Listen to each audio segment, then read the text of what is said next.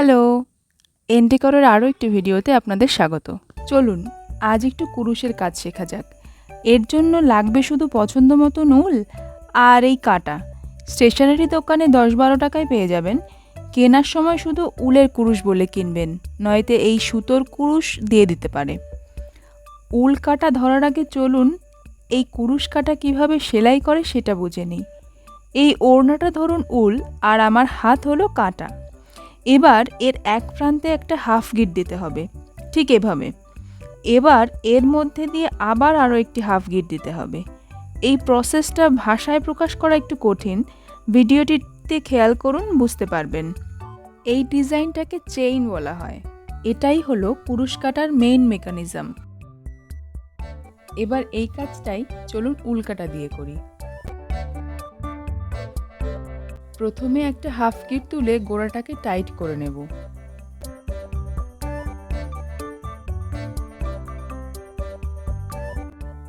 যে খোলা সুতোটা আছে এটাকে হাতের সাথে পেঁচিয়ে রাখতে হবে, যাতে সুতোটা একটু হালকা টান অনুভব করে। খুব বেশি টান দেওয়ার প্রয়োজন নেই। এবার আগে যে হাফ গিটটা তোলা হয়েছিল তার মধ্যে দিয়ে আবার একটা হাফ গিট তুলব। এই প্রসেসটাই বারবার রিপিট হবে। পুরো কাজটাই খুবই হালকা হাতে করতে হবে, যাতে গিটগুলো খুব একটা টাইট না হয়। আবার ইচ্ছে করে টাইটও করা যাবে না। যদি ইচ্ছে করে টাইট করা যায় সেক্ষেত্রে এর ঘরগুলো এতটাই ছোট হয়ে যাবে যে পরবর্তীতে এই ঘরের মধ্যে দিয়ে আর কাঁটা ঢুকবে না। এই চেনটাতেই দেখুন, এইগুলোর মধ্যে দিয়ে কাঁটা ঢুকলেও এর মধ্যে দিয়ে কিন্তু ঢুকছে না, কারণ শেষের দিকে আমি টাইট করে বুনেছিলাম।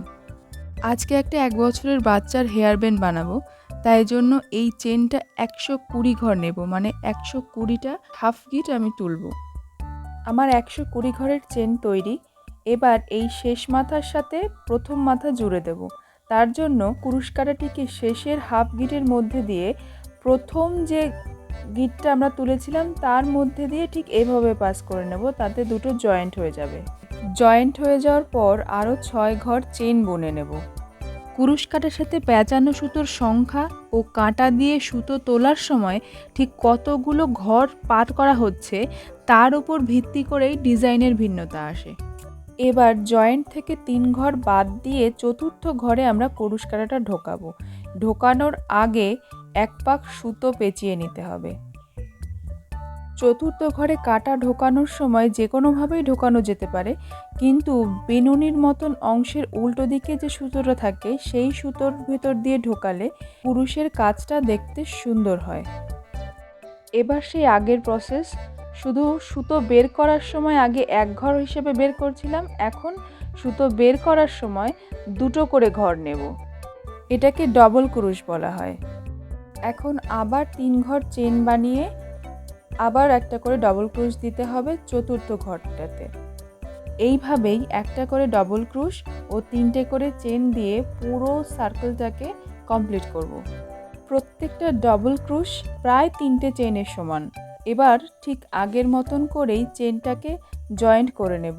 তারপর আবার সেই আগের মতনই 3টে করে ঘর চেন দিয়ে একটা করে ডবল ক্রুশে। তবে প্রথম ঘর তোলার ক্ষেত্রে 6টা করে চেন নিতে হয়। এবার আর আগের মতন চেনের মধ্যে কুরুশ কাটা ঢোকানোর প্রয়োজন নেই। যে ফাঁকগুলো তৈরি হয়েছে সেই ফাঁকের মধ্যে দিয়ে বুনলেই হবে। এবার আবার আগের মতোই শেষ প্রান্তের সাথে প্রথম প্রান্ত জুড়ে দেব।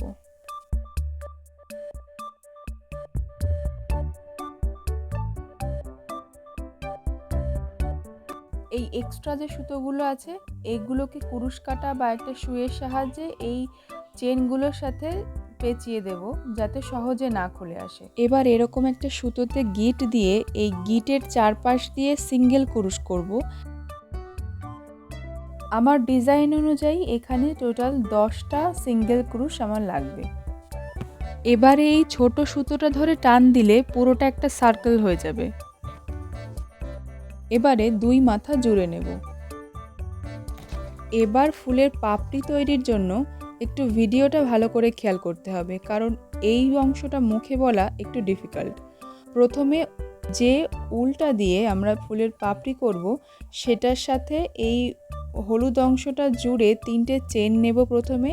তারপর ঠিক যেভাবে আমরা ডবল ক্রুশ করতাম সেইভাবে সুতো পেঁচিয়ে ওই একই ঘরের মধ্যে দিয়ে একটা করে সুতো তুলব। এই প্রসেসটা 3 বার করব। এবার ঠিক ভিডিওর মতন করে একটা সুতো নিয়ে যতগুলো সুতো এই কাঁটার উপরে আছে সবগুলো থেকে বের করে নেব। আবার 3টে চেন নিয়ে এই চেনের অংশটাও ওই একই ঘরের মধ্যে জয়েন করে দেব। এবার একটা ঘর ফাঁকা দিয়ে দ্বিতীয় ঘরে আবার এই একই প্রসেসটা রিপিট করব। এইভাবে টোটাল 5টা পাপড়ি আমি কমপ্লিট করে নেব। আগে যে ব্যান্ডটা বানিয়ে রেখেছিলাম দেখবেন ওটাতে একটা জায়গায় যেখানে আমরা জয়েন্ট করেছিলাম সেই জায়গাটা একটু এবড়ো-খেবড়ো, সেইখানে এই ফুলটা জয়েন করে দেব।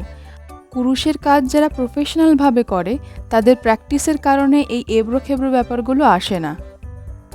বিগিনারদের ক্ষেত্রে কিন্তু এই ভুলগুলো আরও বেশি হয়, যার ক্ষেত্রে এবড়ো-খেবড়োটা বেশি দেখায়। এই কুরুশের কাজটা সম্পূর্ণটাই প্র্যাকটিসের ওপর নির্ভর করে, যার যত প্র্যাকটিস তার ফিনিশিং তত ভালো। ভিডিওটি ভালো লাগলে লাইক, শেয়ার ও কমেন্ট করতে ভুলবেন না, আর অবশ্যই চ্যানেলটিকে সাবস্ক্রাইব করে নেবেন।